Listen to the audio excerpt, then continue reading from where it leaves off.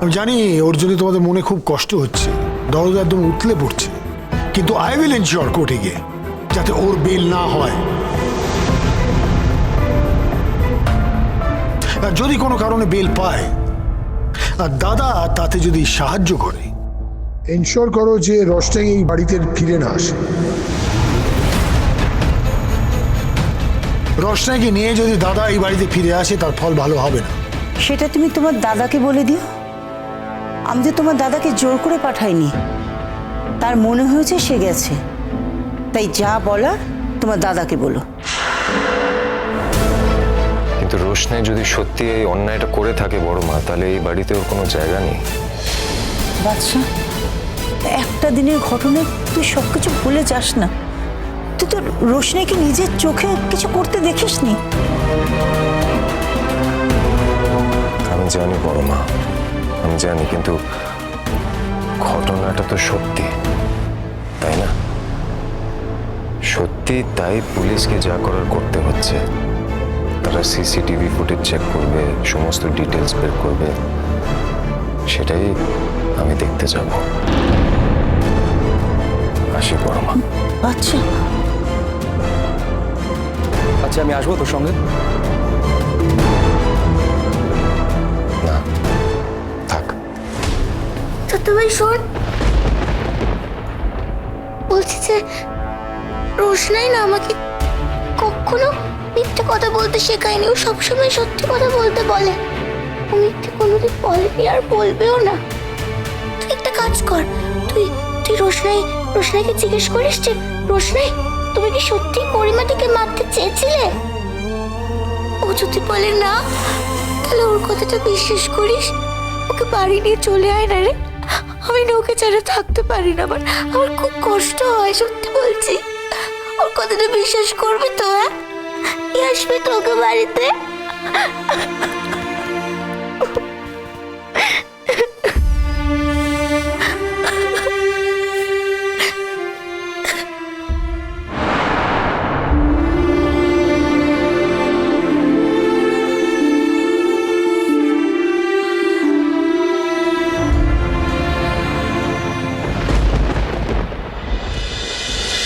শুনুন, এভাবে পাবলিক প্লেসে যাত্রার সামনে আমার সঙ্গে খারাপ ভাবে কথা বলবেন না। একটু মুখটা সামলে কথা বলবেন। কিসের মুখ সামলাবো? হ্যাঁ, কিসের মুখ সামলা?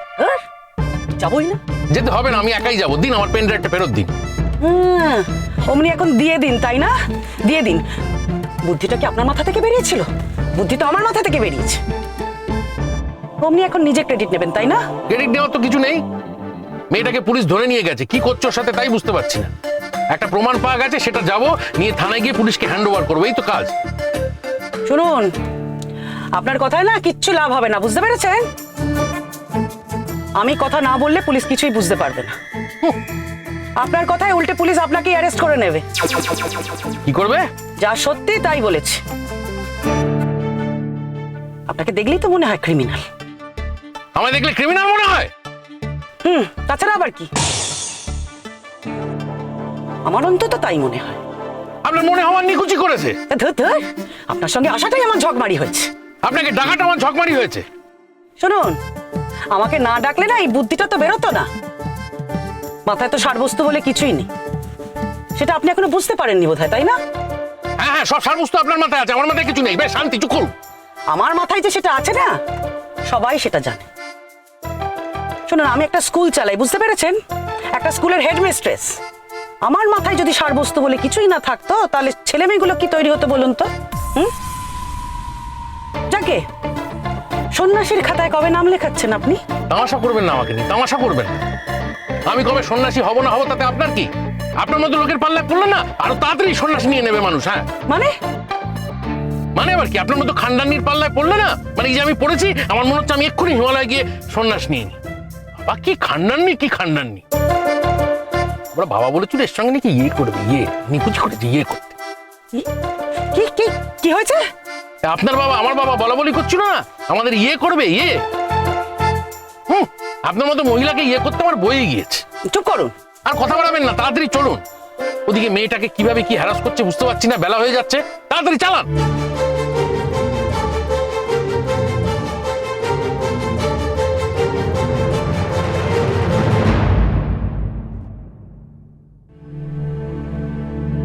যেমন দাদু তেমনি নাতিস। তোমার দাদু হয়তো বুঝতেই চাইছে না যে রোজটা এরকম কাজ করতে পারে। কিন্তু ঠাম্মি, দাদু ভাইয়ের তো এতে কোনো দোষ নেই।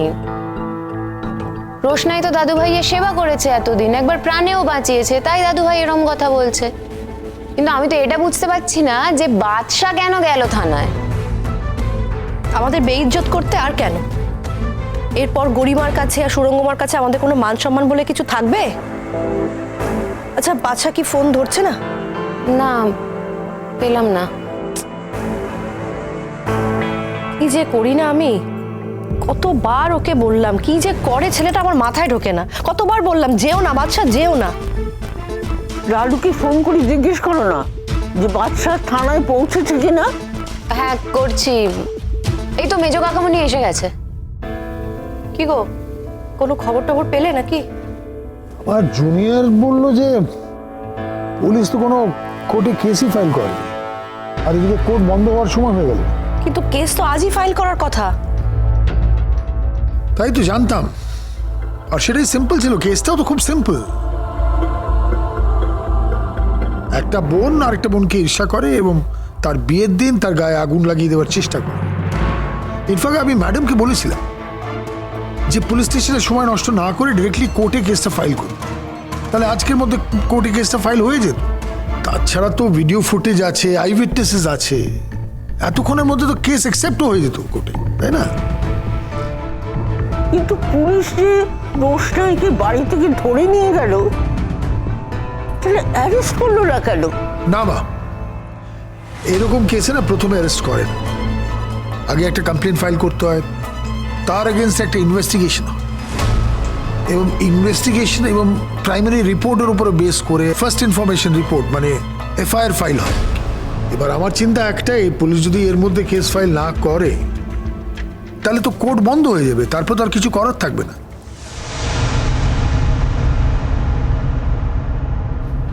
বর্দা, এই যে ছোট মাধবী, তোরা এখানে কি করবো? রোশনের ব্যাপারে এরকম একটা খবর শুনলাম, না এসে পারলাম না। কি জ্বালাতন যে পড়েছি, তোকে কি বলবো? কখন থেকে এখানে বসে আছি, রোশনের সঙ্গে দেখা করতে দিচ্ছে না। না, দেখা করতে দিচ্ছে না বলে তো হবে না বর্দা, দেখা করতে দিতে হবে। তাই তো বলছিলাম বড়দা, আমার কিছু কথা আছে। আচ্ছা ঠিক আছে, সেই কথাগুলো না হয় আমরা পরে বলবো।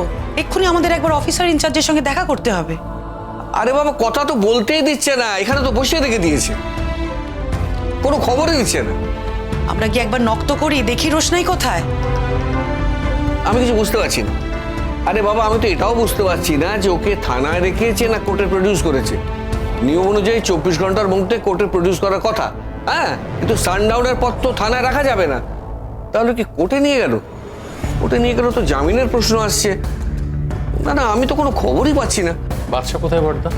যখন বেরোলাম তখন তো দেখিনি। মানে হসপিটাল থেকে ফেরেনি এখনো? আমি হসপিটাল থেকে ফিরতে দেখিনি। ওকে কি জানাবো ওই বিষয়টা?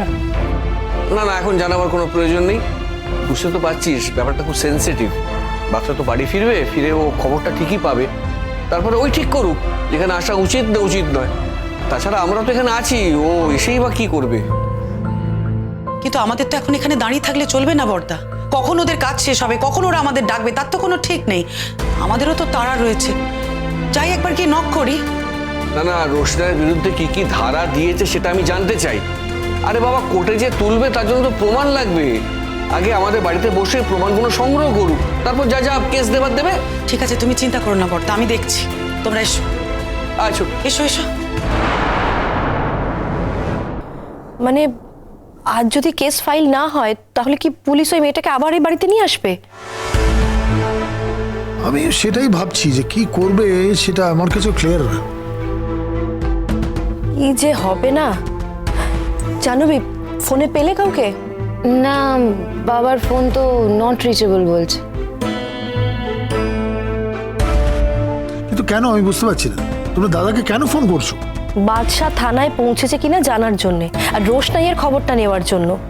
কেন বাচ্চা ফোন ধরছে না? না, কিন্তু বাদশা যে কেন ফোন ধরছে না সেটাই তো ব্যাপার। रोशनाई